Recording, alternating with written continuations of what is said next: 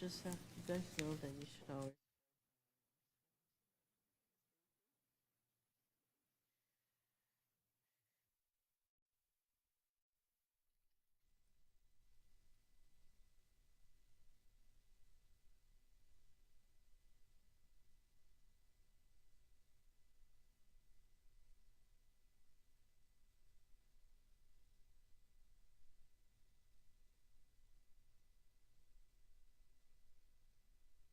Nice to see you all. I love being around people who care about our children's education. So, obviously, as a product of our public schools, I'm very appreciative of the advocacy of all of you. So, thank you for being here to discuss our continued work to protect our nation's students, families, and educators as we fight back against this administration's all-out assault against public education. And when you are against public education, thank you, you're against our kids as far as I'm concerned. So Trump is engaged in, as I mentioned, an all-out coordinated attack on public education, from gutting the Department of Education's workforce to withholding the department's funding to the tune of billions of dollars to our school systems across the country, to establishing the first ever national school voucher program. This administration has been working relentlessly to undermine public education and eliminate crucial programs students in our communities rely upon. Trump has drastically reduced department staffing. We know that without any announcement ahead of time. Suddenly, 2,000 U.S. Department of Education employees were without jobs, and I remember that. I remember going to the Department of Education and rallying with the people then. So nearly half of the education workforce were let go. The negative consequences for students are, of course, clear. For example, take the Office of Civil Rights within the U.S. Department of Education, which protects students from discrimination. Severe cuts to OCR could lead to a drastic reduction in staff, which would make it nearly impossible for the department to effectively enforce civil rights protections in our schools, endangering the education and well-being of our nation's young people. Earlier this month, Republicans created the first ever national school voucher program to divert basically billions of dollars to private schools. And this is funding that could otherwise be going to public schools. And we know that the people in our country would want to support public schools. They don't want to see dollars being diverted through a tax credit program going to private schools. But tell that to the Republicans who were hell-bent on creating this national voucher program. This program is not about improving academic achievement or promoting school choice, as evidenced by existing school voucher programs in some states across our country. Basically, it's yet another way to attack public education support. As is the illegal withholding, as I noted, previously approved funding for after-school programs, summer programs, and programs that support English learners and migrant students, among others. While the administration has relented on some of this funding, states are still waiting to receive over $5 billion that go to these programs. And how can we expect our schools to plan for the upcoming school year when they are confronted with chaos and uncertainty from this administration? Chaos and uncertainty compounded by the threat of rescissions, which may endanger funding for education programs. Last week, we had a battle on the Senate floor over rescinding some $9 billion in foreign aid and support for public broadcasting. So this administration has made it pretty clear that they will engage in further rescissions, and they could target any of the programs that support K-12. That is why it's important that we continue to shine a light on these attacks on public education. So today's forum is an opportunity to learn from our experts about the impact of these cuts and what the impact of these cuts on our schools and communities. And this forum will help inform students and families about the threats this administration poses to our nation's children, to our nation's public schools, so that they will have the information and tools to fight back. I look forward to hearing more from my colleagues and today's panelists as we work to combat these blatant attacks on our public school system and ensure that every child in our country can get a quality public education. And I'm really glad that my colleagues they will be joining us as they can, but you can imagine, right, we have a lot on our plates these days because these are not normal times. But to me, what could be more foundational than education? So I am going to be introducing our panelists.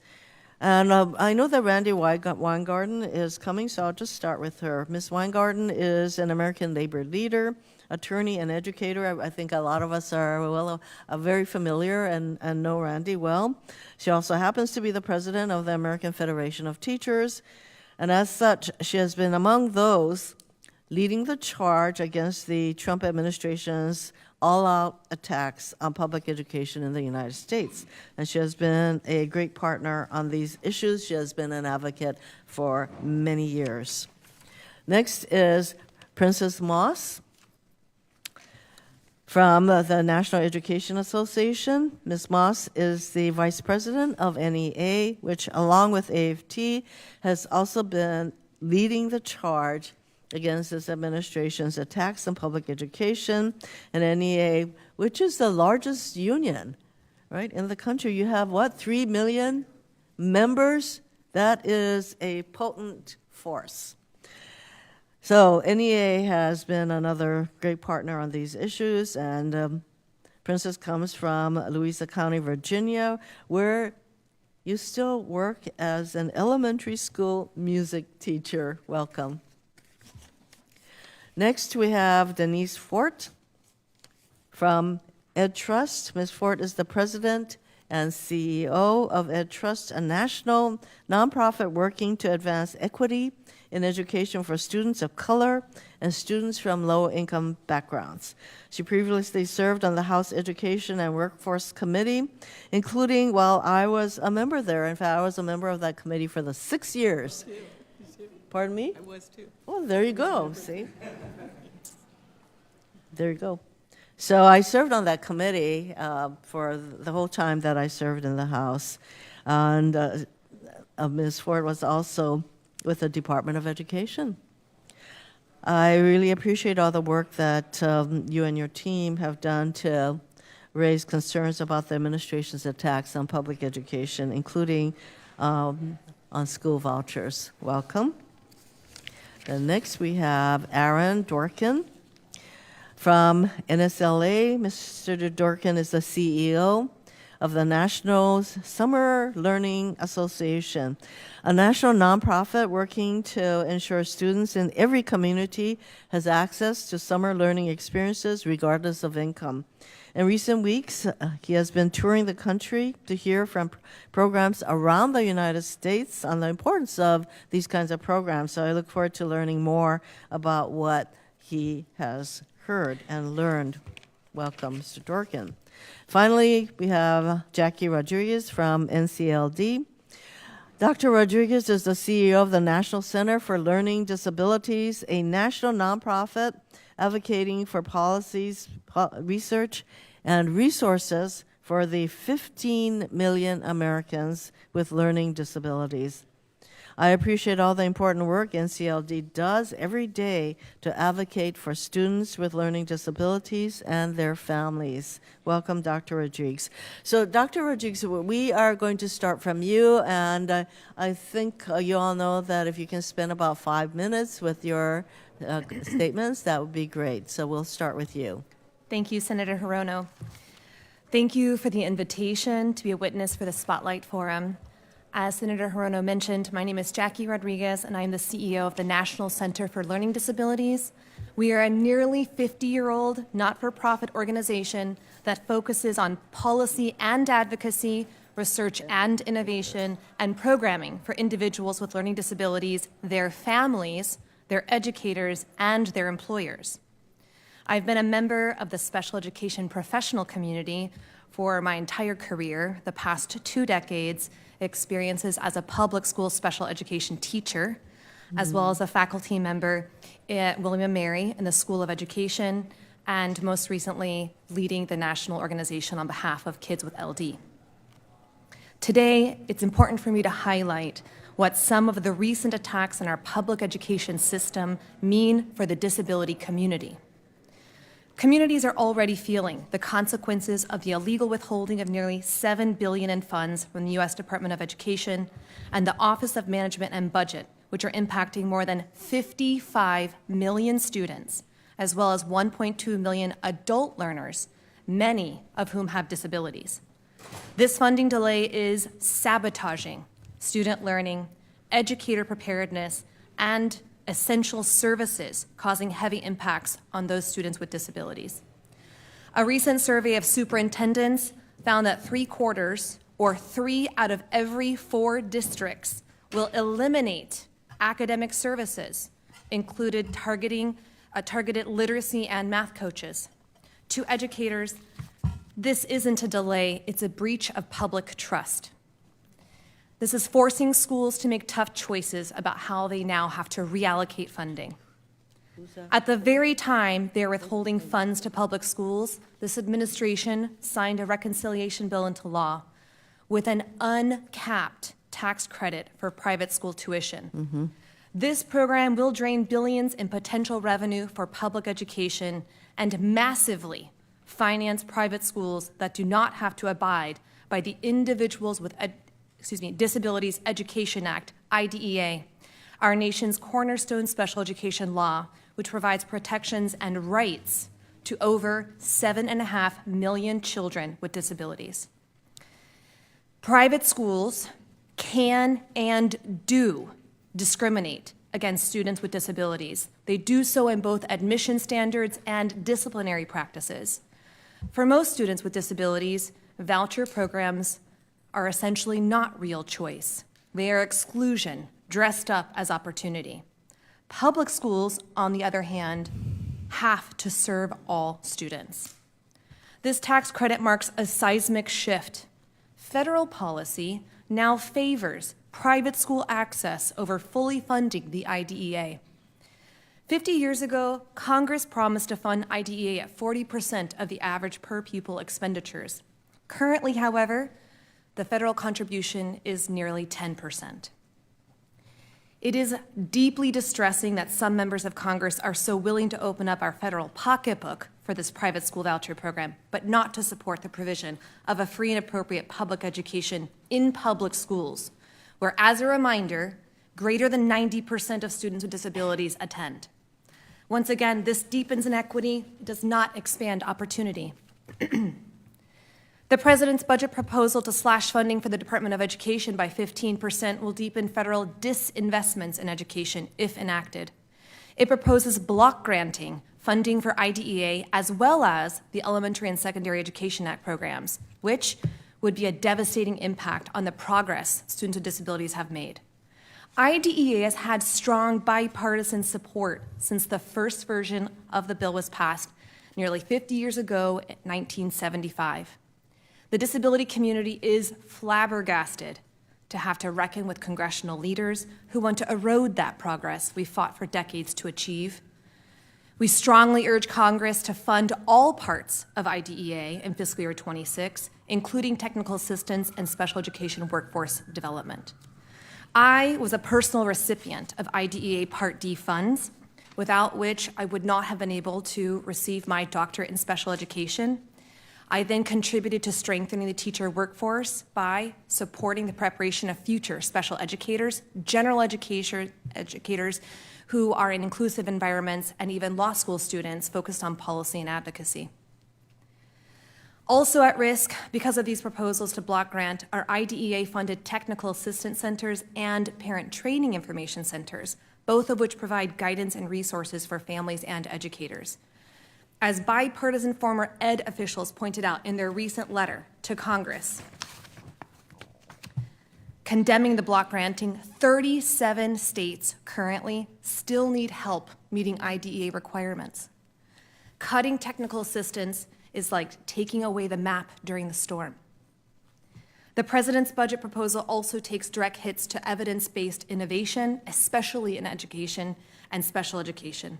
Despite indicating that improving literacy for students is a priority for this administration, this request eliminates funding for the National Center for Special Education Research, or NCSER, which of course supports research on children with and at risk for disabilities. This also supports evidence-based practices related to literacy.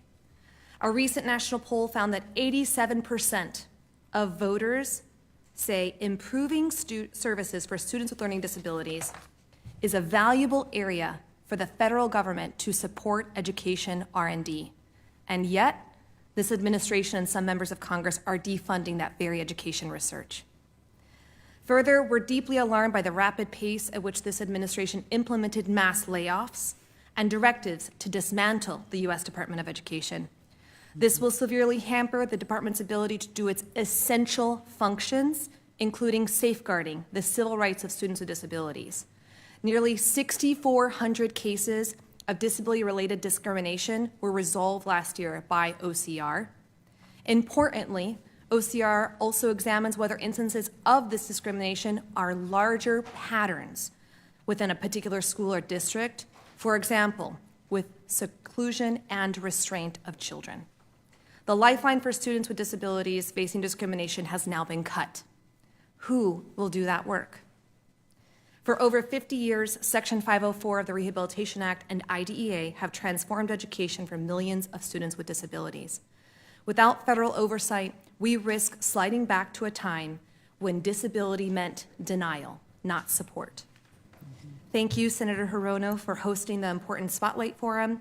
NCLD will never stop fighting to ensure every student with a disability receives the inclusive, high-quality education they are promised, rooted in civil rights and not eroded by them. I look forward to answering your questions. Thank you for your advocacy and your statement. Mr. Dworkin. Yes. Good morning, and thank you for the invitation to be here with these wonderful colleagues as well. So my name is Aaron Dworkin, and I have the honor of serving as the CEO of the National Summer Learning Association, a coalition of more than 25,000 school districts, nonprofits, government agencies, and corporate partners, all working to ensure every kid in America, but especially the most vulnerable, can access and participate in a high-quality summer experience every year. And summer learning, for those who don't know, is a term our field uses to describe structured and supervised summer programs, education experiences that offer a combination of academic goals like math, reading, and STEM that you would find in a summer school, plus the enrichment and physical activity and exposure to nature experiences you might find in a summer camp, as well as the career skills and workforce development opportunities you would find through a summer job and summer internships. And I would just like to say thank you to the senators, because maybe you realize or don't, but you are running your own summer learning program this summer in the form of your summer internship program in your office. And I want to say thank you for the opportunities and experiences you're providing those young people working for you. Now, for some, the summer months are a time of a vacation, a long trip, or going to the beach. But for millions of school leaders, policymakers, and working parents, summer is a solution. It's an evidence-based, nonpartisan solution with bipartisan support. And this is why we have so many people who are focused on this issue, and it's helping to solve increasing needs and challenges facing kids and families in the areas of childhood hunger, juvenile crime, child care for working parents, mental health, support for students with special needs, in terms of academic support, getting kids into nature and off their phones. And as kids get older, it becomes, again, helping more students prepare for college and careers. And again, we want to thank the senators here and your colleagues, as well as the Republican colleagues who join you in recently helping to release the already approved 21st Century Community Learning Center funds that were being withheld and delayed. And we hope that we can get more folks to honor and get the administration to honor their previous commitments made with the remaining funds, so programs can properly plan, staff, budget and let their families know what's going to be available and how they can participate. The anxiety, the concern is palpable both on the staff side, on the family side, as I've been traveling the country. But this is something that we should all want to invest in. There are decades and reams, I bring this book here, of research from RAND and the National Academies of Sciences and Gallup and so many others that show the positive, immediate, and lasting positive effects summer programs can have on kids' lives, and they all add up. I'll actually say that if you add up every kid's summer from the time they're in kindergarten through their last summer before they graduate college, that's an additional 5.5 school years of learning time that you could add to a kid's life. And we know, sadly, some kids get to take advantage of that time, but millions of kids do not, and they are dependent on this federal funding that supports those opportunities. In fact, last year, a Gallup poll came out that showed 30 million kids in America were in summer programs, but of that, 2/3 were middle and high-income kids who could pay out of pocket to be in those programs, and only 37% were kids who qualified for free and reduced lunch. But closing this gap is important, possible, and within our reach. But again, we need the federal investment and continued federal investment and leadership to make it happen. And so we should just remember why it is worth our time investing in summer programs and investing in these kids and families. And it's a very high ROI, high return on investment. And the way we remember why it is so is we talk about the eyes of summer. So quickly, I'll just share. There are the 3 eyes of summer that make this investment worth fighting for. The first I stands for improvement.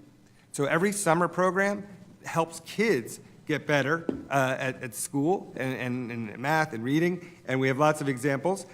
This is why a poll of superintendents showed that 90% of school district superintendents want to continue their summer programs. And we are very proud of our friends in the state of Alabama who used their federal funds, emergency funds, to make huge investments in summer camps for math and reading, and then watch their reading scores for kids go from 49th to 34th in reading, and from the bottom to 32nd in math because of their summer investments.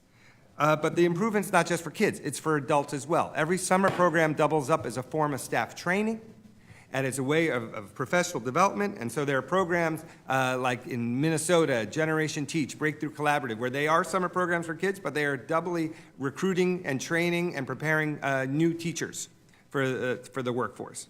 Join NEA. So these are things that happen. The second I to remember why this matters is about innovation. And we think of the summertime as the R&D, the research and development time for education. It's where new ideas can be tested and tried out, and not just in curriculum and new programs, but also in unlikely partnerships, which really matter, especially when you realize that Gallup, again, referred to, of all the kids in summer programs, 72% of them in the summer are not in school-based settings. So the only way to have schools reach all those kids where they are is to have alignment and community partnerships. And that is what we're seeing all across the country. In Boston, the mayor, the school district, hundreds of nonprofits work together for something called Fifth Quarter of Learning. They have serving nearly 20,000 kids this summer, but they're learning in museums. They're learning in hospitals. They're learning in all these other nonprofits, and certified teachers are going in and working in those programs.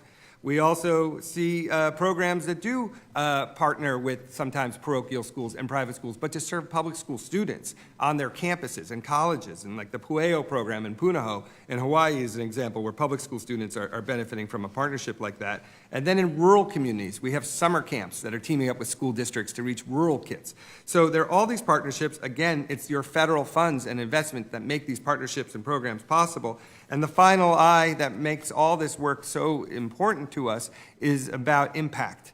And you both, as senators and your leadership, have a huge impact on this country in education policy, and then we see what states can do. But ultimately, this is about helping individual kids and making sure that they have the lives that they want and have the opportunities they need. And I, like you, run a summer internship program, and so I meet kids every day, every summer, who have been impacted, like Ren from Newark, New Jersey, who was in the NJ LEAP program, which helped her finish high school, get a full scholarship to college, get her 2 summer internships, and now she decided after all that she wanted to go be a teacher back in Newark to help kids who grew up like her. Or Zion, who was in the Math Corps program in Michigan, which is college students teaching math to high school students who then tutor middle school students. He was in it for years. It led him to go to an Ivy League school. He got so good at math, he became a physics major, and then he interned here and worked for a senator, and now he works in STEM. And so there's all these examples of what we're trying to do through the summer programs. It has a huge impact on kids and real kids' lives, thanks to your leadership. And so just remember that the reason we're trying to do this is not to just only create new summer programs and be program providers, but to be solution providers. And if we focus on getting the federal funding in place so they can impact kids, then we'll be able to improve the skills of our staff and our students. We'll be able to innovate and help our communities innovate. And most importantly, we'll collectively have a huge impact that will prepare our kids and prepare our country. Thank you. Well, I'm convinced. Thank you very much for that very passionate delivery, and for both of you. I know how committed you are. Next, we have Denise Fort. Thank you, Senator. Want to thank you for this wonderful invitation, and I am so glad that members of the caucus are leaning in on this very important issue. My name is Denise Fort. I'm the president and CEO of EdTrust. We are a national nonprofit organization focused on closing opportunity gaps and advancing racial and economic justice in education. At EdTrust, we believe education is not just a pathway to opportunity, but it is a civil right. Education sets the course for our democracy, economy, and future. Yet access to education, especially for Black and Latino students, Native students, students from families with low incomes, English learners, and students with disabilities, access to education is fragile and the strain is increasing. We are witnessing a coordinated dismantling of public education. The goal is to make American society devoid of diversity and with unequal access to a quality education. The tactics are disturbing: conducting mass firings at the Department of Education, refusing to spend education funds as ordered by Congress, and devising education policies to exclude students and strip them of their right to pursue the American dream. We call this what it is. It's the Great American Heist. It is a calculated effort to take what belongs to all of us, public resources, public schools, and public trust, and hand it to a privileged few. These intentionally destructive actions mean that millions of students and families will be left to fend for themselves, while the wealthiest families will be paid subsidies to fund their child's education. It is a moral failure that instead of investing in every student, this administration has decided students from working class and low-income families aren't worth it. And make no mistake, it is an intentional choice to leave behind these students and families. These decisions are made out in the open. The thousands of dismissed civil rights complaints submitted to the Department of Education, these highlight the abandonment of students of color, female students, LGBTQ+ students, and students with disabilities. This administration has also placed pathways to the American dream at risk. Pell Grants have been the subject of repeated attacks, with multiple proposals to lower the maximum award and eject millions of students from the program. Millions of college students will be pushed into less affordable student loan repayment plans that increase the chances of delinquency and default for students of color and borrowers with low incomes. Perhaps the most shocking is the intentional withholding and theft of over $5 billion in education grants. These grants support 50 million students in every public school across all states. Grants supporting early childhood education, schools in low-income areas, and students with disabilities are all at risk. School districts simply being able to afford staff to serve students and families is in question. This fall, students will be showing up at the schoolhouse door, and some of the teachers, aides, nurses, counselors, and services that they had relied on just months prior are not going to be there anymore. Senators, it wasn't that long ago that we used to talk about how arts were disappearing in schools. Now, it seems we must consider whether the schools themselves will begin disappearing from their communities should these disturbing trends continue.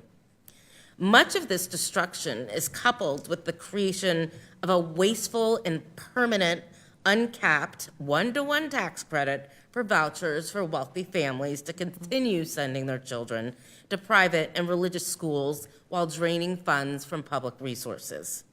The private institutions that are going to be propped up by these subsidies are often not bound by civil rights laws, not subject to public reporting requirements, not required to serve students from low-income families or students with disabilities, and not subject to the same state-level oversight as public schools. This is not remaking education. It is a resource raid. It is a transfer of public wealth into private hands under the guise of parental choice, and it is all part of the great American heist.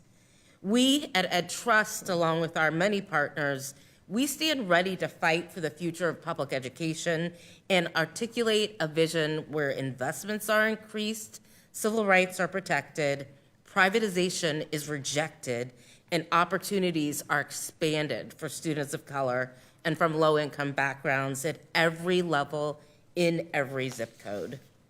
We are actively working to ensure the executive branch ends its effort to transform public education into a patchwork of inequities and opportunities, and we respectfully urge all of you to continue to make this critical issue a central component of your advocacy, especially over the coming August recess. The dismantling of the Department of Education can seem distant to some Americans, but the wholesale disregard for civil rights, the ending of supports for students with disabilities, and the closing of before and after school programs, Head Start, it is very real and it's concerning for millions of families. Thank you, and I look forward to your questions and working together with you to defend educational equity and civil rights for all. Thank you, Ms. Ford. Then we have Princess Moss. Thank you, and good morning. Morning. Senator Hirono, thank you for hosting this forum along with your colleagues. This is, my understanding is this is the second convening of what I hope will continue to be more spotlight forums to help raise up the issues that are critically important to our students, families, and educators around the country in every rural, suburban, and urban community, which is public education. I am Princess Moss. I'm an elementary music teacher from Louisa County, Virginia, and I serve as Vice President of the National Education Association. We are a union of educators, a union of teachers, school support staff, custodians, cafeteria workers, paras, instructional assistants. You get the idea. It is an understatement to say that we are facing unprecedented times in the education space, and now is not the time to be silent. None of us can be silent, and I want to thank my colleagues who've already spoken, and I want to thank Randy, who I know will speak after me, for being in this space and lifting up what is happening to our students and to public education in the communities that are served by both. We have to speak up, we have to speak out, we have to let our communities know what's happening, and we have to stick together and fight back. We need to make sure that we are very clear about how what is happening will impact our schools. I grew up the daughter of two school bus drivers who struggled to make ends meet, so I am quite familiar with programs such as Medicaid, with programs such as SNAP, and I would be remiss if I did not pointedly point out that the reconciliation bill harms students and their families in numerous ways, and one of those ways is the fact that the bill cuts $1 trillion, $1 trillion from Medicaid and CHIP, which are the fourth largest funding stream for K-12 schools. The bill cuts SNAP by 20%, which may cause over 20 million families to lose some or all of their benefits. And 40% of SNAP recipients are children. Cuts to SNAP are cuts to school meals. My fellow educators and I know that a hungry child cannot learn. We know that. Hungry children cannot learn. And we already know how families are already struggling to make ends meet. Food prices and hunger are increasing. SNAP boosts families' economic security and promotes economic stability for farmers and food retailers. And both SNAP and school meals lead to better health and educational outcomes for children. SNAP cuts lead to fewer children getting school meals. Instead of health care and meals, the bill created a national school voucher program. I find it unbelievable, which takes money from the 90% of our nation's children who attend and love their public schools, and they love their public school educators. And one of the main supporters, by the way, of the provision was a member whose very own state just voted down a voucher ballot measure this past November in Nebraska. This administration and the GOP have their own agenda, and it does not include working families and our nation's children. Until she arrives, if she arrives, I'll. This administration, through the Department of Education, is withholding funding from Congress that has already been appropriated. This administration is withholding $5.5 billion that schools were supposed to receive July 1. To date, the department has offered no rationale for these delays, and as a result, school districts are forced to lay off staff, cancel programs, terminate contracts that will impact more than 95,000 schools and nearly 55 million K-12 students and 1.2 million adult learners across the nation. This administration is showing where their priorities are. And sadly, it appears that those priorities lie with billionaires and corporations, not with regular folk, like the folk in this room, the folk who I represent, and the families that they work with. It's why we, in partnership with other groups, filed a lawsuit against the administration for withholding this funding, and almost all of which supports students through their local school districts. This delay by the administration is a clear violation of the Constitution from withholding appropriated funds without congressional approval. And we are making sure that our members, all 3 million of them, are using their voices to reach out to their elected representatives. Thank you for the opportunity to speak. Thank you very much. Randy, I had a chance to already introduce you, so you can go ahead and Thank make you. your statement. Thank you, Senator. And thank you, Senator Lisa Blunt Rochester. Thank you, Senator Amy Klobuchar. Thank you for all of you for holding this hearing. One only wishes that this hearing would have actually been held by the Senate and by the Education Committee, but they seem to not want to know what is really going on in the schools right now. I'm Randy Weingarten. I'm the president of the AFT and our 1.8 million members, and some of them just walked into the room because this week we have close to 2,500 people educators in Washington at a TEACH conference, at a collective bargaining conference, and an AI conference, and several of them came in early to actually lobby the members of Congress and to talk about what these attacks mean on students and on classrooms. So I saw them today, and thank you for being here. Welcome. Thank you for teaching. So, look, my co-panelists have all said what needs to be said. We know American families are stressed. We know there's a huge amount of uncertainty. And so lawmakers, as my colleague Princess just said, they should be investing in our schools and in our students, not making them hungrier and poorer and sicker, which is what this big ugly bill has now done. And not doing, as Denise just said, cutting secretly and not so secretly to make it harder for our schools to actually do this work. But what I'm seeing and the faith I have is that Americans are with us. Even the people who voted for Trump, many of them, this is not what they voted for in the last election. There was an Axios study today or commentary today that says the more Trump wins, the more he loses because people don't want this. They don't want this about immigration. They don't want this about education. They don't want this about the economy. And I have to say, Senator Klobuchar, you have been amazing on TV in doing this kind of contrast. So this moment, as a result, we need to fight what is really going on.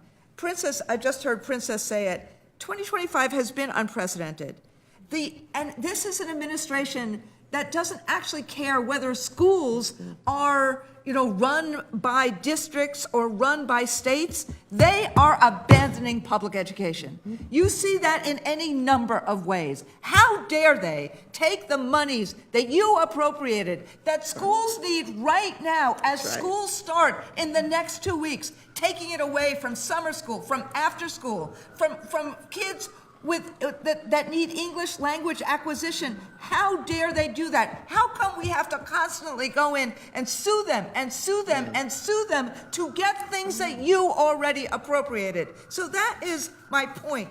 My point is they are abandoning students in public schools. And then in addition to abandoning students in public schools because of their privatization agenda, this big, ugly budget bill, and you, Senator Hirono, you said this on the floor.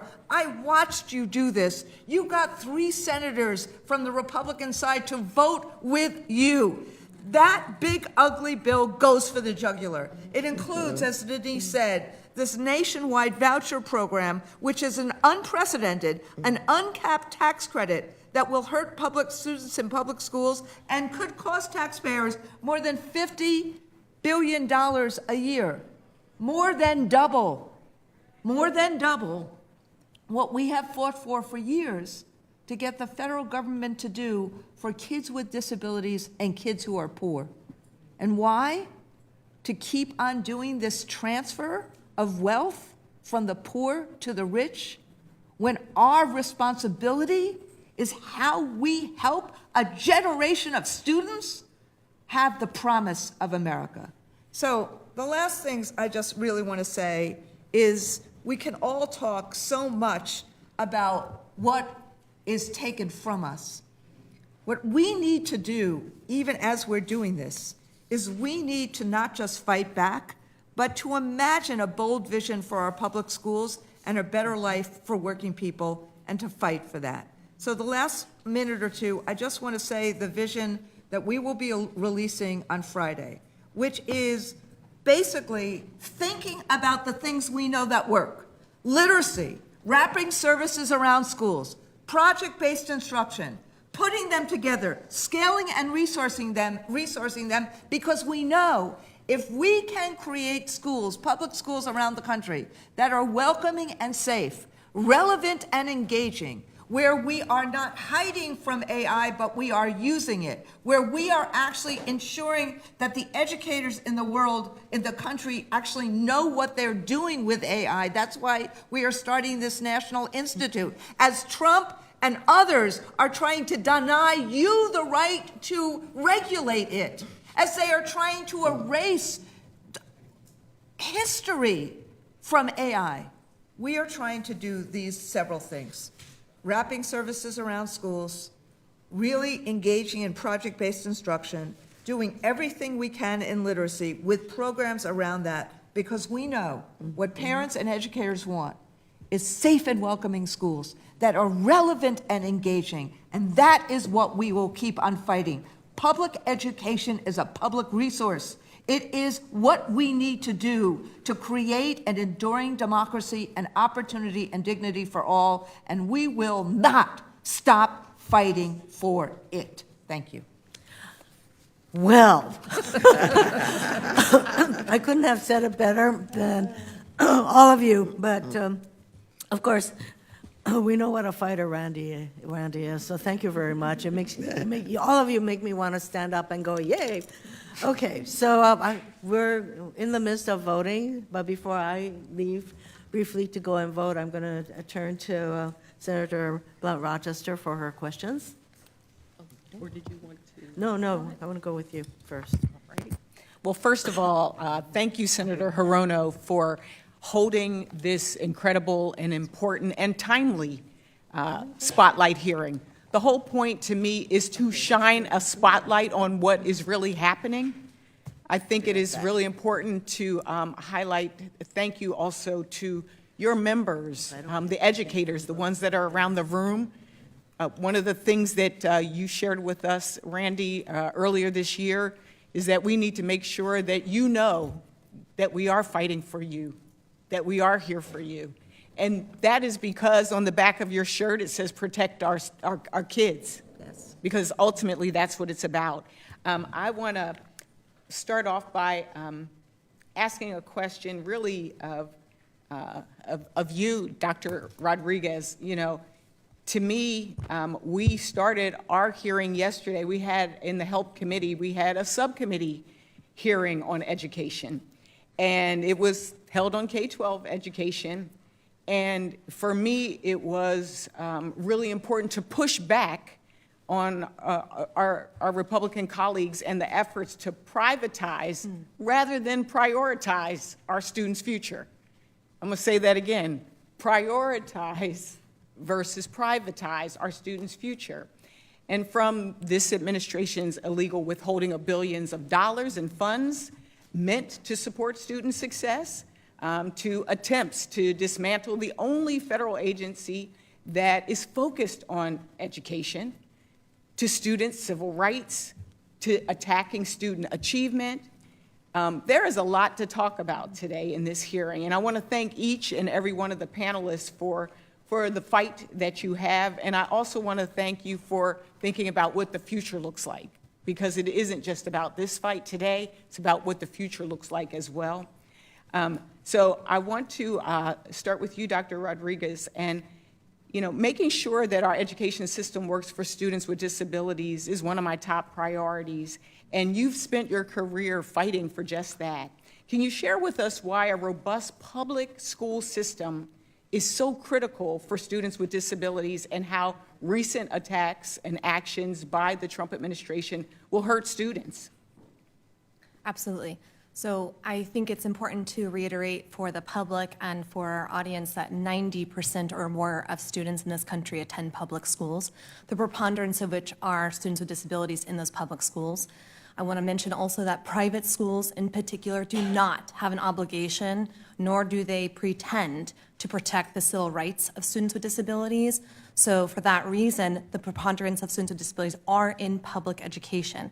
When we think about supporting students with disabilities, we think about the types of educator preparedness that we need in the school system, not simply for special education preparedness, but the type of coordinated effort that is required between general and special educators.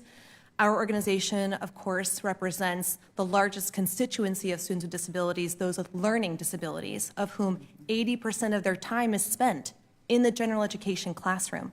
So if we're not investing not only in teacher preparedness through IDEA Part D, if we're not investing in that through ESSA, and if we're not thinking about how we support them in service, we're not going to be able to actually improve any educational outcomes for those students. NAEP scores have already indicated that students in the 4th and 8th grade, 90% of whom with disabilities do not meet proficiency in math and reading. If we disinvest in public education, not only are we disinvesting in specific students, but we are not going to make any additional progress to ensuring that students with disabilities can lead a thriving life and make economic security and be excelling in their society. If we were to just think about a world where we fully funded IDEA, right? Could you imagine? If we fully funded it, as a matter of fact, if we took the dollars that are being proposed for vouchers for private school choice, which actually it would be the private school's choice of who they let in. Can you talk to me a little bit about how that would fundamentally change life for students if we were to do that? We already know through research, decades of which indicates that even early intervention services for students in the early years, 0 to 3 and 3 to 5, can support a student's lifelong learning and achievement. And when we invest in, example, Part B of IDEA in early childhood education, we ensure that reading and math scores by the 4th grade are elevated. We ensure that they matriculate successfully from high school. We ensure that they have opportunities to choose whether to go to post-secondary education or to go into the employment space. When we think about fully funding IDEA, it's almost, we laugh because it feels so improbable that for 50 years Congress has promised 40%. We've only gotten 10%.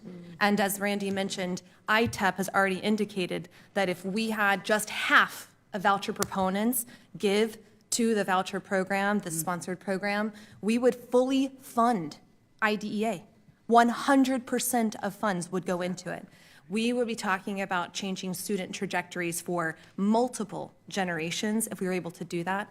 And I would include the research around special education. Thank you. And I want to ask about, Randy, as you talked about your vision that's coming out, one of the things that has been important to me as a former Secretary of Labor in Delaware is our career and technical education system. We in Delaware have a program called Pathways, and it is a model with skills support. We're dealing with biomedical science, nursing, manufacturing, logistics, and more. And I would love to know, you've been vocal on this. Talk about the value of career and technical learning and the importance of both for preparing our students for college and the workplace. Thank you. I'm on, right? Yeah, I think so. Now? Okay, sorry. So we are, as you know, Senator, a very big proponent of career tech ed for 2 reasons. I was, actually, I am still on leave from the school I taught in New York City, Clara Barton High School for the Health Professions, which was a vocational education school. I taught AP Gov and history, but from what I watched then and what I know now, and your program in Delaware is fantastic, is that if you actually start moving the kind of career readiness programs, I call them today I call them project-based instruction. If you actually move them to high school, what happens, and even to junior high school, but definitely to high school, you start creating many more choices for students. So I come to this issue less from the workplace issue, but less from the labor issue than from the student issue. Because what happens for students is that career tech ed is one of the most amazing, remarkable models for helping kids be really involved in education, learn resilience, learn the whole panoply of relational skills, from communication to comprehension, to working together with partners, to learning empathy, and to learning, most importantly, critical thinking and problem-solving skills. And also for those students who need to catch up in terms of literacy or numeracy, to do the kind of high-quality career tech ed that you do in Delaware, you need to learn that too. So what happens, though, and this is what's amazing, for career tech ed schools and students, 95% of them graduate from high school on time, and 70% go to college. And what they also do, when we have the apprenticeship programs and the programs for the workforce, what they also do is we actually become that incredible partner with community schools and with employers to be doing what the public should be doing, which is that kind of training for the first job. So it is a win-win-win situation for kids. It is not an either-or between college and vocation or career tech ed. It is a both-and. Thank you. I'm going to yield my time to Senator. I think Senator Warren has limits on her time. I'll go after. I think I'm after you, though. I know, I was just trying to be nice. This is obviously the nicest panel ever. I was trying to yield to. Well, Yeah, okay, well, Understand how to take. okay, very good. So, Senator Klobuchar. By the way, I thoroughly enjoy having, even though I would have preferred an actual hearing, I thoroughly enjoy the fact that a forum, we can actually wave to our favorite teachers in the back. So thank you all for coming as well. I think many of you know my mom taught second grade until she was 70 years old. She was a proud member of the AFT, and her former students still come up to me on the street and tell me that she was their favorite teacher, among many. And I just want to thank all of you for the work that you do, the people in the back, as well as our witnesses. As Lyndon Wallenberg, Minnesota's Teacher of the Year, just put it, the classroom is hope, and we cannot surrender hope. So please remember that. So just before this forum, my staff met with a bunch of Minnesota teachers who are here to advocate and speak out against these attacks on teachers. And one teacher and school board member from Austin, Minnesota, said they have stopped calling federal funding withheld. They are just telling the truth and telling their locals that it's just not going to come because this administration has abandoned these districts. So could you talk, Ms. Weingarten, about how school districts are dealing with these funds being held up, especially as schools are, as you say, just starting to open up for the coming school year?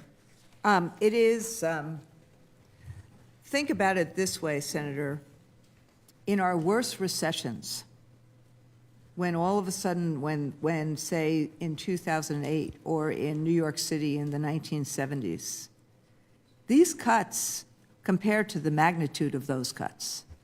And those cuts were because taxpayers or because a city or because the nation didn't have the money because of a major dilemma or problem, a recession, not caused by ourselves, as Senator Warren has so ably denoted in terms of 2008. But when you just, I'm going to talk about two of the ways in which this department has been so disruptive. Number one, something that happened during this school year, which we fought and stopped. And number two, what's now happening with the $5.5 billion. They're going to do it again with their budget proposals this coming year. So number one, the Dear Colleague letter that they did, and every school district understood this. How do you, in the middle of February, when we are basically in that moment of the marathon, we've connected with our kids, we know who they are, we're trying to get them, we're in the middle of the meat and potatoes of the school year. And so how do you, in the middle of February, put a Dear Colleague letter out that essentially says, we're going to withhold IDEA, Title I, all the other titles, if you don't right now get rid of anything that has a whiff of inclusion, diversity, or equity. And if you then don't sign a certification that says that you do, we're going to withhold this money. Okay. That is completely disruptive. Okay, very good. Quick answers on the Sorry. next three. No, this was really important because this is hurting everyone's states. On food assistance, means a lot to me. Maybe Ms. Moss quickly share what the termination of basic food assistance and school meals, since I think people don't see how this works sometimes. And that is that if you reduce the SNAP benefits, kids receiving SNAP are automatically signed up for school meals. And so if there's a change in that, while they may be able to sign up for school meals, it's going to change the whole thing. Could you just briefly comment on that? Thank you, Senator. Yes, and when students are automatically signed up, it makes it actually less stressful for the students. I can remember hiding the free lunch form in my book bag because I was too embarrassed to turn it over. So I'll just put that image out there. So you're exactly Correct. Millions of children are automatically certified to participate in free school meals by way of their family SNAP status. And this is true in some states for Medicaid as well. So as families lose SNAP and Medicaid benefits, fewer children will be certified this way.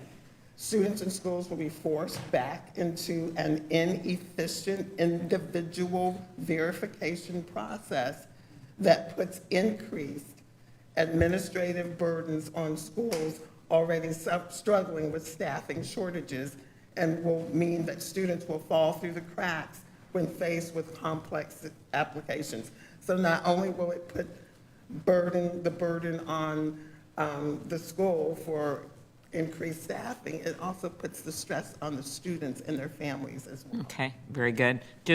I'll just comment, last one, Dr. Rodriguez.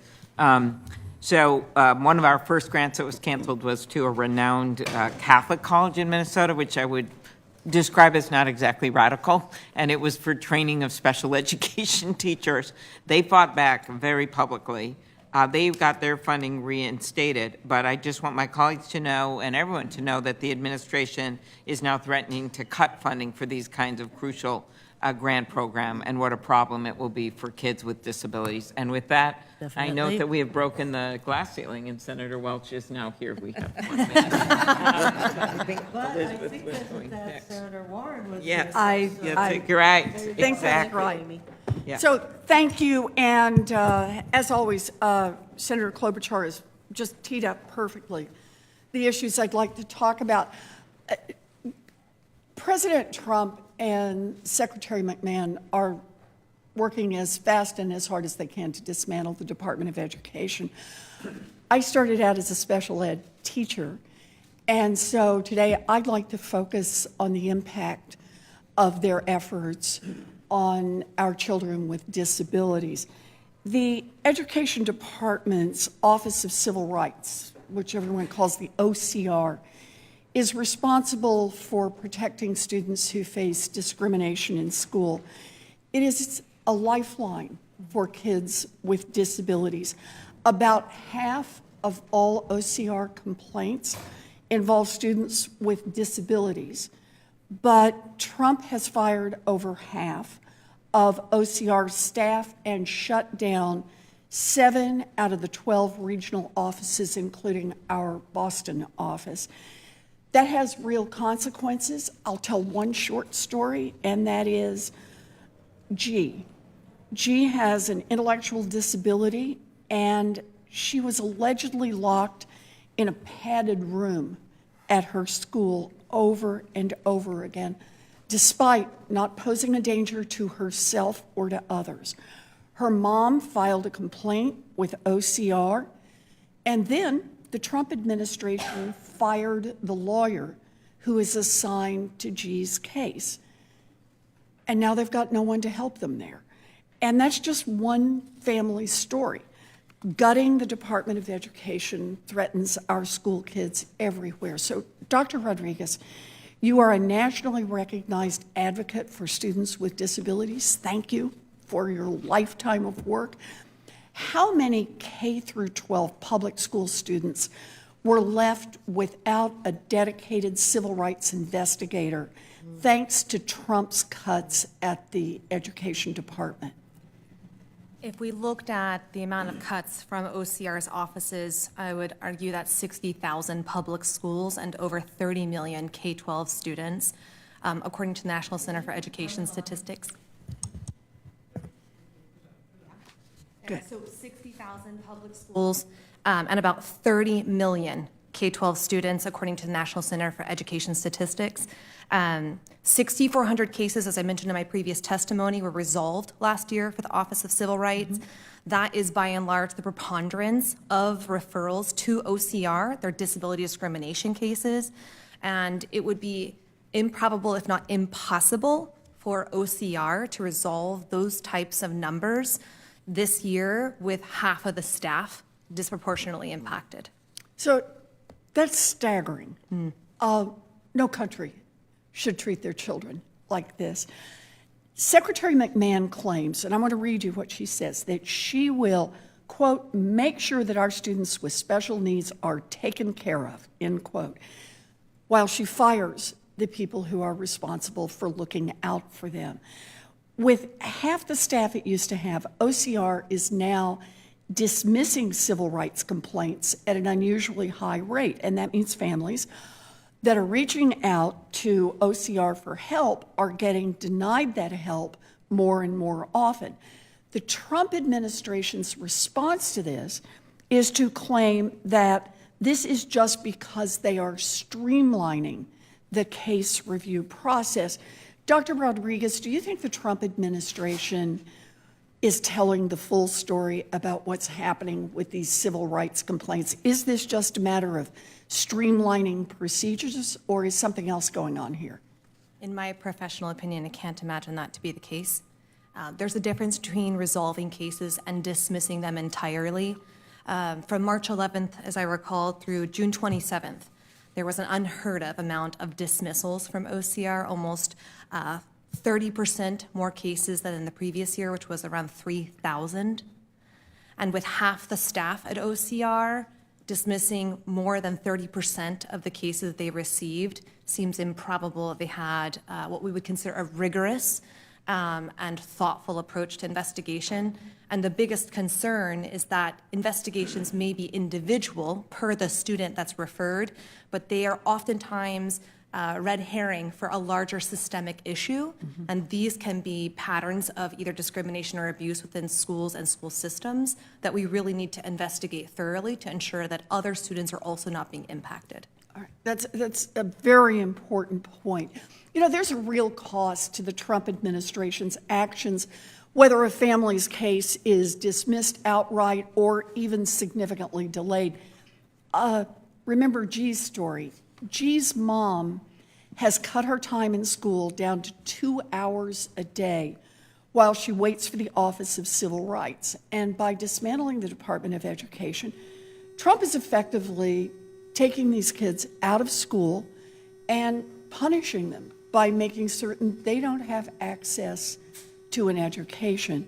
So, Ms. Weingarten, you lead one of the nation's largest teachers' unions. Right now, Congress is deciding how to fund government, all while the Trump administration is threatening more rescissions, including more cuts to the Department of Education.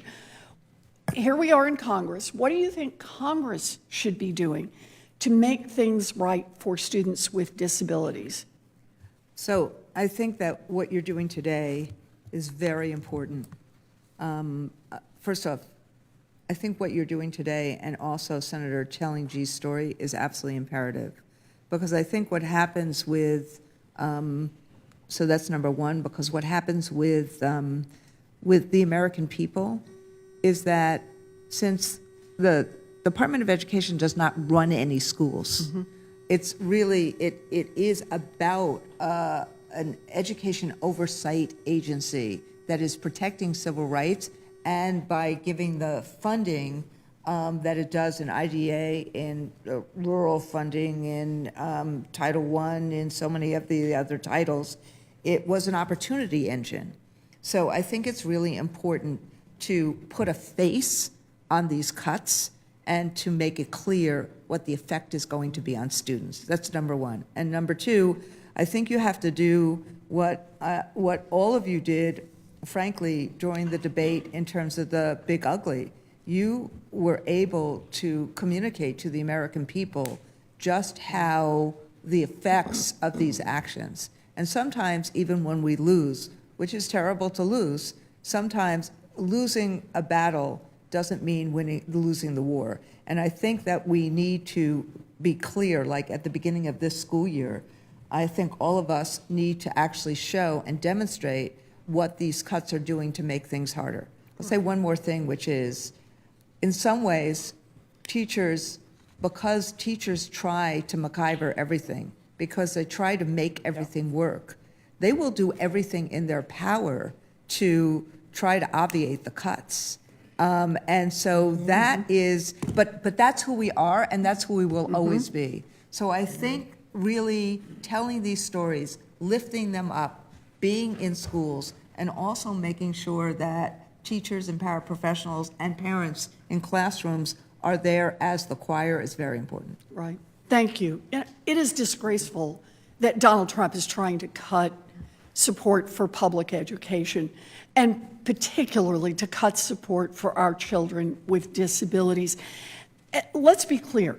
When Donald Trump and Secretary McMahon claim that they are supporting families, that they are supporting education, they are supporting parents, they are supporting students, they are lying. They are undercutting the futures of our children. And for our children with disabilities, this is particularly harmful. They cannot afford to miss this time in school. And if they have no one to watch out for them, then we know far too often they get left behind. We are in this fight because we believe that the future of this nation lies with our children. I want to agree with your final point, and that is there is power to speaking out. I understand that these are hard times, but we don't give up because our children need us. So we stay in the fight, we speak out, we fight back, and we do not pass budgets that leave the door open for more cuts for the education of our children. So thank you all for being here today. Thank you for speaking out. Thanks to the rest of you who came.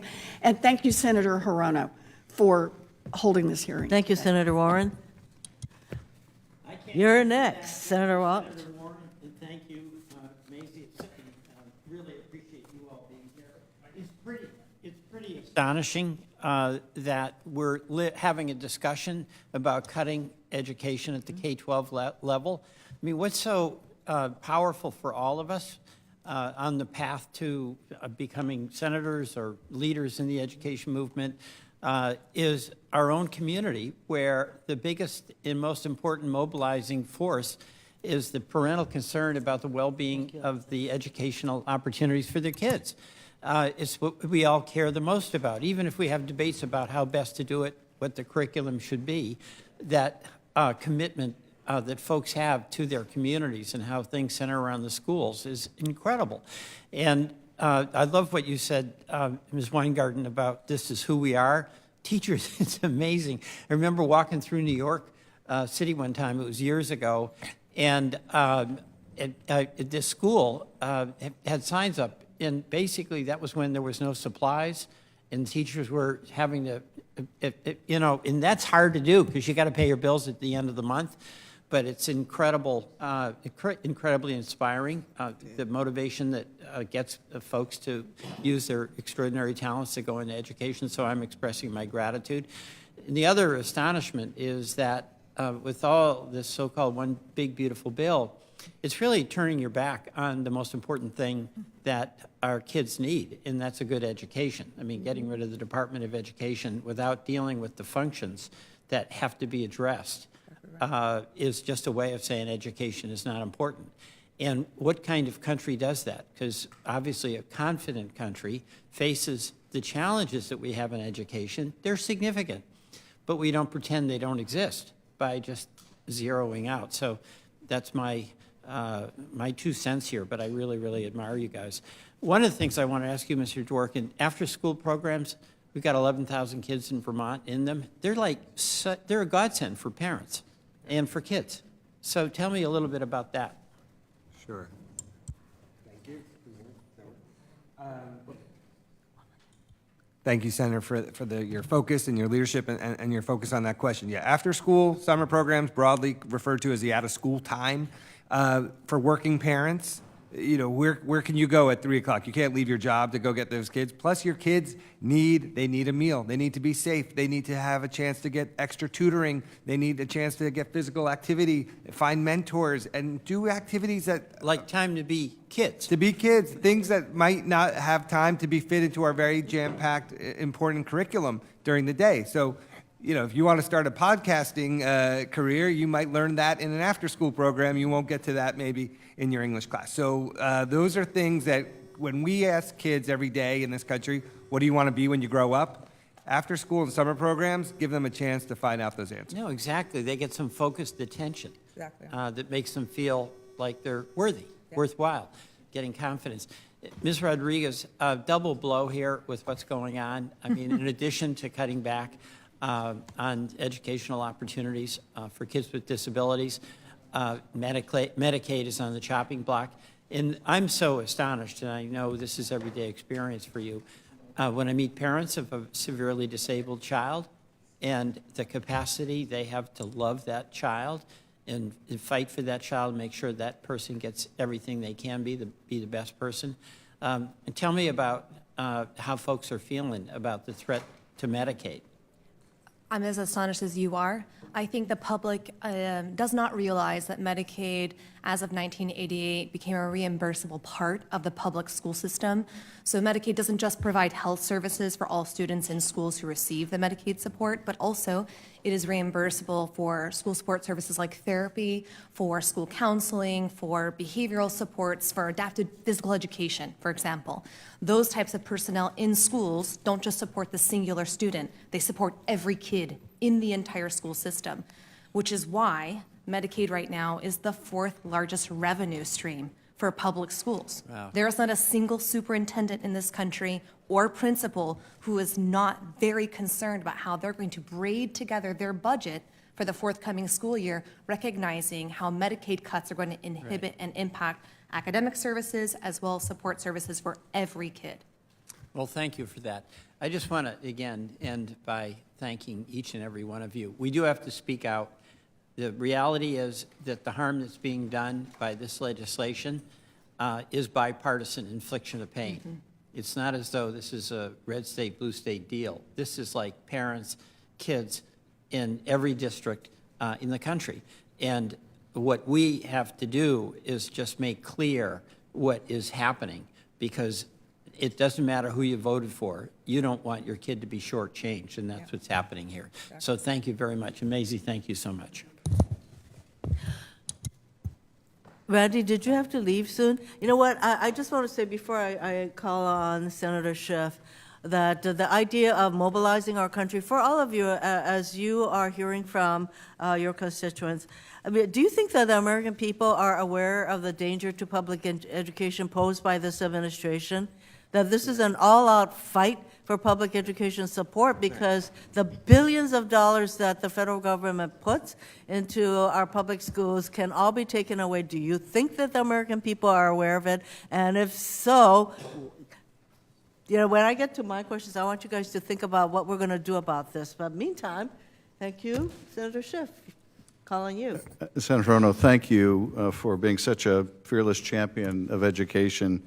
Thank you for organizing this hearing, and thank you to our witnesses today for joining us, to all the public educators, administrators, and advocates who work tirelessly every day. We are profoundly grateful. Your service, especially in communities that are often overlooked, is nothing short of heroic. California is home to the most diverse and vibrant school districts in the country, from our urban centers to rural communities. Educational resources are already stretched thin. Yet right now, our communities face unprecedented threats from this administration's withholding of the very funds that Congress approved to keep schools running, to support vulnerable students, and to ensure safe and quality learning environments for everyone. Randy, I want to start with you if I could. We've heard repeatedly from our Republican colleagues about their intention behind these moves being supposedly promoting local control to empower parental choice, local communities, state leaders to shape public education. But how can we possibly empower local control while simultaneously stripping schools and communities of the very federal resources they need to function? Cuts to Title I, special ed, and mental health services aren't just line items. These cuts devastate school budgets, threaten staff layoffs, erode community trust, especially in rural areas like Northern California and the Central Valley, where schools are often the only source of student meals, maybe the best meal of the day, and health services. These broken promises aren't just hypocritical, they're devastating. Can you shed a little light on the decisions that a school district operating on a shoestring budget Right. will have to make, suddenly losing millions of dollars from a federal grant in the middle of a contract. So this is why what they say about local control is so factious, is so fact-free, and is actually so disruptive. It's not just that they want to dismantle. It's not just that they want to defund. They are being actually disruptive. I'll give you this one example. Linda McMahon put her comments out and withheld monies for after-school and summer school, programs that were going on right then and there, and programs that were starting, as you know, Senator Schiff, many of the California schools start at the beginning of August. So literally 3 weeks before those programs started, they took a monkey wrench out of the programs that actually parents see because of the after-school pieces, and that teachers see because it pulls back on the training. Now, if you actually believed in local control, even though I think that those cuts are terrible, you would do that before local school districts and boards would actually have their levies so that they could go to their communities and say, do you want us to raise taxes to come up with the funding that the federal government has just stopped? To Senator Hirono's point. But they didn't. They did it so quickly to the proximity of the start of the school year, it's only disruptive. So they're taking control from local school districts, not giving that to them. Well, thank you. And again, Senator Hirono, we're so lucky to have you as our lead champion on public education. And I'm the product of public schools, K-12. So is my wife, so is our kids. We venerate the public school system. We want to keep it healthy and strong. It's the best opportunity for upward mobility in the country and the great equalizer. And we are all in your debt. Thank you, Senator. Yet we have an administration that does not think that there is a federal role for education, and they would pretty much like to get rid of the Federal Department of Education if they could, which they can't because it requires us to do it, but they're doing all kinds of other things to screw us over. Okay, and I have to say that, you know, when they start talking about local control and all that, that's just such bullshit. Okay? All right, I'm so glad so many of my colleagues are participating in this, and I'm going to call on Senator Van Hollen. Well, let me start by saying amen to what Senator Hirono just said, and I do want to also start where Senator Schiff left off. Thank you. Thank you, Mazie, for bringing us together again on this really important issue. And as I've said before, we really should be having these hearings in the regular committees.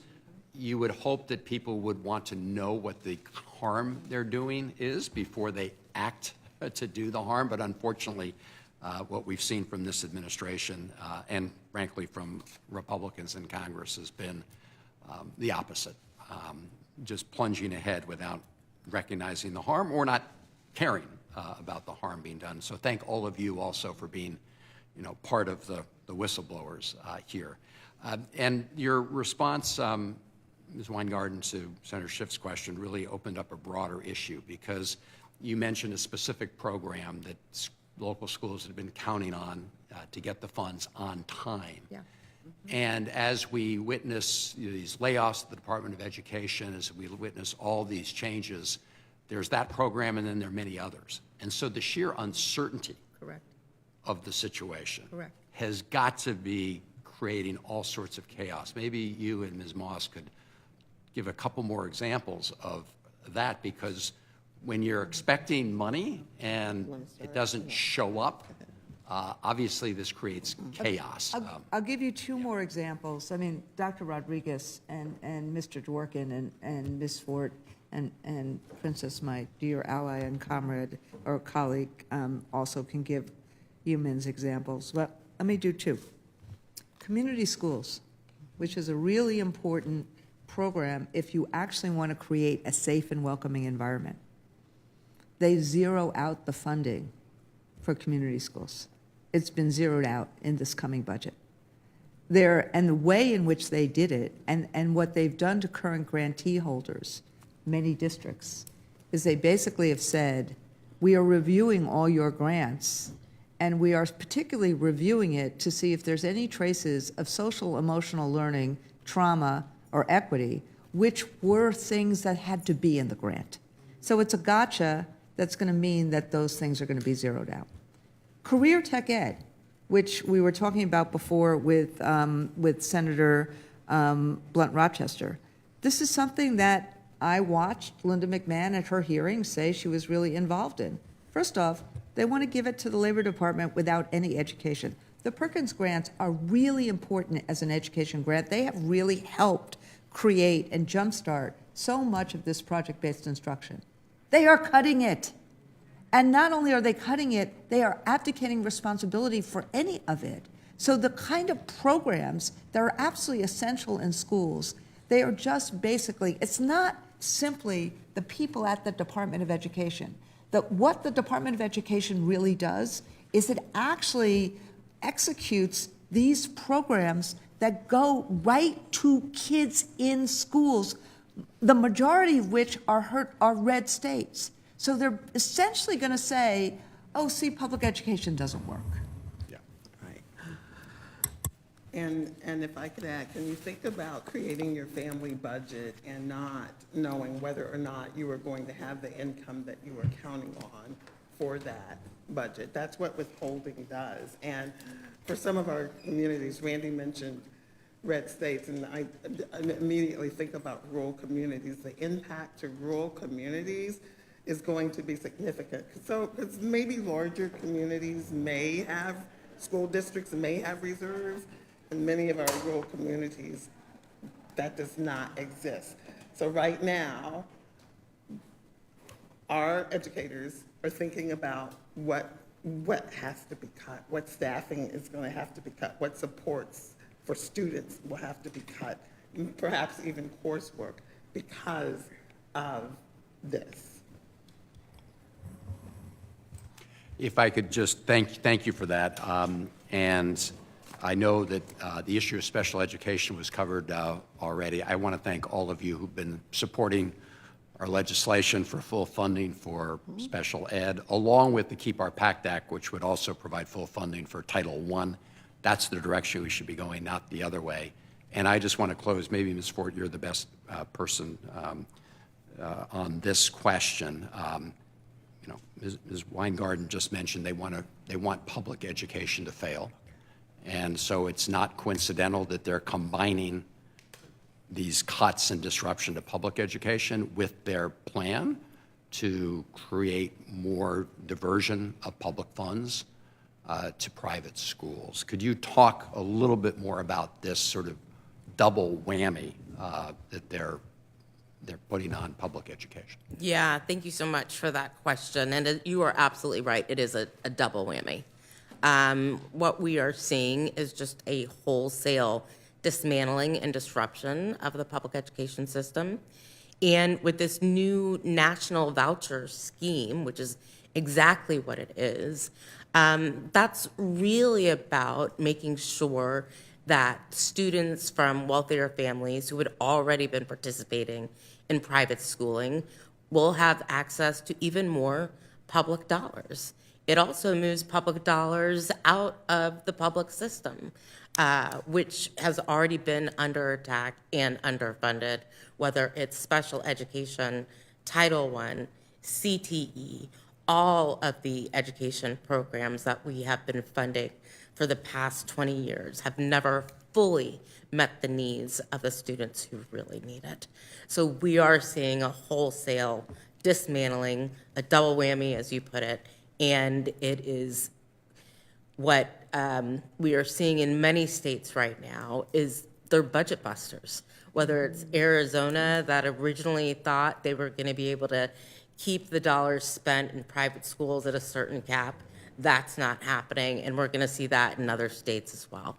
Got it. Thank you. Thank you all very much. Thank you. Thank you, Senator Van Hollen. So as we end this spotlight hearing, when I put the question to you, to each of you, does the American public know that we have an administration that is not committed to supporting public education? And in fact, they are taking money away probably and just creating a lot of chaos. I saw that your heads nodding like this. They do not know. So how are we going to mobilize the American people to the danger that public schools are facing and their kids? What are we each, what are your organizations doing or prepared to do to enable us to fight back? Thoughts? We'll start with you, Ms. Rodriguez. Happy to. So I agree with you. I do not think the American public is fully aware Yes, that they're this not. is happening.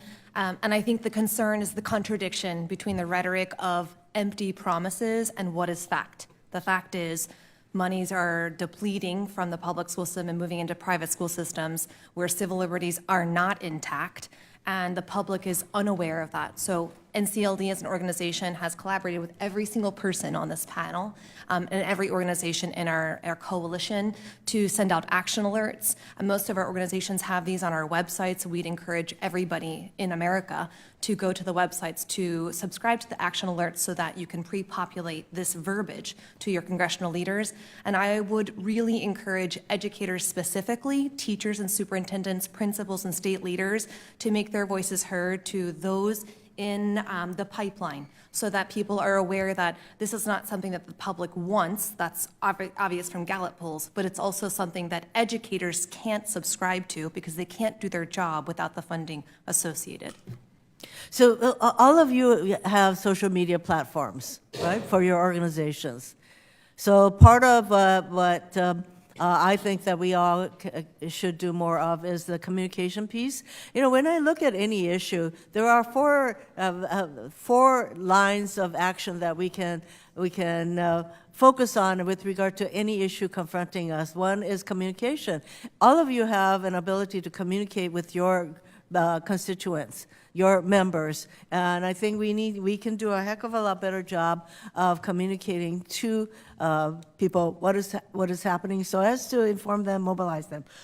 The second is litigation. There's a lot of litigation going on to challenge the firings, to challenge the withholding of funds, but a lot of that is being held up, and you also have a Supreme Court that we can't count on. In fact, the Supreme Court just said, the U.S. Supreme Court just said, as to the U.S. DOE firings, well, those firings, Mr. President, you can, they can go ahead, but the district court will then address the substance of how that firing occurred. And I'm thinking, wait, fire first, restore later? Does that even make sense? The 2,000 U.S. DOE people who were fired, are they just sitting on their hands, waiting around to be restored to their jobs? I don't think so. So litigation, there is a lot of litigation going on to try and stop the lawlessness of this president and this administration. Third line of effort is legislation. Yes, we propose legislation, but note that we do not have the votes, but that doesn't mean we're not going to use our voices. But you know what? There are a lot of state legislatures that are controlled by people who support what we're doing, and I would suggest that those state legislators who are open to your perspectives, that they can do things at the state legislative level that protects the civil rights of our kids, that provides some of the other kinds of protections that we are talking about. And the last is oversight. This is an oversight hearing. Yes, you would think that the committees of jurisdiction should be doing it, but they're not. So we Democrats have focused on these spotlight hearings, but you also have state legislative bodies who can conduct hearings on the danger to their school system of literally millions, hundreds of millions of dollars of U.S. Department of Education funds that could not go to them, and there is no way that a state, Hawaii, relies on some $300 million in federal education money. There is no way that the state of Hawaii can make up that kind of a shortfall, but you have a state legislature that can focus on what is happening to inform the public. So we each, as far as I'm concerned, have a role to play in getting the word out, and I hope that that's what you all are doing. Yes. Comments? Everything that you mentioned, Senator Hirono, is what we are actively doing every day. And Jackie mentioned this first, but we do have a very coordinated effort, a national coordinated effort to make sure messaging is the same that all of us are pushing out on our social media channels and getting op-eds in local papers and getting interviews on local TVs. And your emphasis on state legislators is absolutely right, because they are going to be the next line of defense in making sure that any of the cuts that are coming from the federal government are not disproportionately felt by communities that need those resources the most. And we're going to keep saying that over and over again and giving them the tools to do that. All of you represent, did you want to say something? I just want to mention that all of you represent millions and millions of families who rely on the kind of support that the federal government gives. And when you talk about the millions of children with disabilities who their program could be cut, you have a powerful voice. And between AFT and NEA, they have 5 million members. That is a powerful group. Did you want to add something, Mr. Dorr? Sure. I just want to add that I think when you were asking, do people understand what's happening? I think if we reframe it around the issues that they feel personally, maybe they don't understand what's going on in education policy. They know whether or not their kid get a meal at school or not, Yes. or whether their after-school program will be operating and they have a place to go that's safe and structured until the parent is done working or not. And so I think there's ways for us to kind of articulate that. I invite you, Senator Hirono, and all your colleagues that were here to come visit programs when you're home and put a spotlight locally. And I think all of us would be happy to set that up. Also, by the way, help taking away resources for kids with disabilities. If you explain that to people, there is bipartisan support for that, and that it gets down to what this is about. I do want to just echo one other strategy, which is all of us have this multi-sector coalition that we're part of, that we put together to kind of make our ideas come to life, where it is government, but it is the nonprofit sector and the business community that cares so much. And maybe they don't realize it too, but when you want to bring more people to the table around these issues, I think there are many more partners and the media and allies who would care if they're asked and if they were educated, and it's something we could do. I agree with you. In fact, I mean, these are not normal times. So in normal times, you all have your advocacy issues and all of that, but this is time for us to get out of our advocacy, what I call advocacy silos. And those of you who are part of this wonderful panel that, if you've reached out, for example, Ms. Rodriguez and Mr. Dorkin, and all of you to come together and on behalf of public education and our kids and our communities, that would be a very powerful message, because apparently some of our colleagues don't get it. They think they can support a national voucher program, and they think that nobody's paying attention to that. Well, we need to shine a spotlight on some of those things. So I want to thank all of you for participating. This is not the end of it. We are in this together. And my expectation is that, and my hope is that we mobilize the American public to, not take public education for granted. There's a lot to lose here. So, as I said, this is not the end. This is the second spotlight hearing I'm doing on education. The first focus on the dangers of the voucher system that the Republicans are so eager to support. So I anticipate that there will be other opportunities for us to shine a spotlight, and this is a very important activity that we are engaged in. I want to thank all of you and the members of the public out there. I hope that the information that you got gives you some ideas of what you can do to help us in fighting back on the frontal assault on public education that this administration represents. Mahalo to each of you. Mahalo. Aloha. Thank you.